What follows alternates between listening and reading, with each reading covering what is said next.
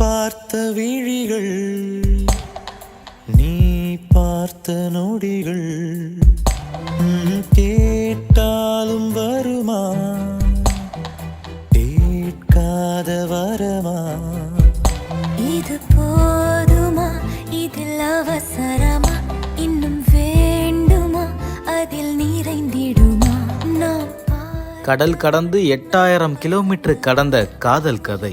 Indonesia பொண்ணு தமிழ்நாட்டு பையன்னு தமிழ் முறைப்படி நடந்த திருமணம். கப்பல்ல வேலை செய்ய போற தம்பதிகள் இப்போ கப்புல்ஸாவே மாறி இருக்காங்க. நாகை மாவட்டம் கீச்சாங்குப்பம் மீனவ கிராமத்தை சார்ந்தவர் கண்ணதாசன் மகாலட்சுமி தம்பதிகள். இந்த தம்பதிகளுக்கு பிறந்த மகன் பேர் தான் ஜெசின் குமார். இவர் சிங்கப்பூர்ல இருக்கக்கூடிய அரசுக்கு சொந்தமான கப்பல் கட்டுமான நிறுவனத்துல கடந்த 8 வருஷத்துக்கு மேல பொறியியல் பிரிவுல மேலாளரா வேலை செய்யறாரு. அதே கம்பெனில பணியாற்றி வந்த இந்தோனேஷியாவை சார்ந்த இன்ஜினியர் கிறிஸ் வெல்டி ரபா அப்படின்னு அழைக்கப்படுற பெண்ணுக்கும் ஜெசின் குமாருக்கு இடையே மலர ஆரம்பிச்சிருக்கு காதல் மலர ஆரம்பிச்ச பிறகு அது கல்யாணத்துக்கு கொண்டு போகணும்ல. சோ கல்யாணத்துக்கு முடிவு பண்ணி ரெண்டு பேருடைய அப்பா அம்மா கிட்டையும் பேசி சம்மதத்தை வாங்கி கடல் கடந்து பையனுடைய சொந்த ஊருக்கு வந்து இந்தோனேஷியா பொண்ணுக்கு தமிழ் கலாச்சாரப்படி கல்யாணத்தை நடத்திருக்காங்க. இரு வீட்டாருடைய சம்மதத்தின்படி தனியார் திருமண மண்டபத்துல தமிழ் கலாச்சாரப்படி ஜாம்னு அழகா பட்டு வேஷ்டி பட்டு சாரின்னு எல்லா மரபையும் ஃபாலோ பண்ணக்கூடிய விதமா உற்றார் உறவினர்கள் சூழ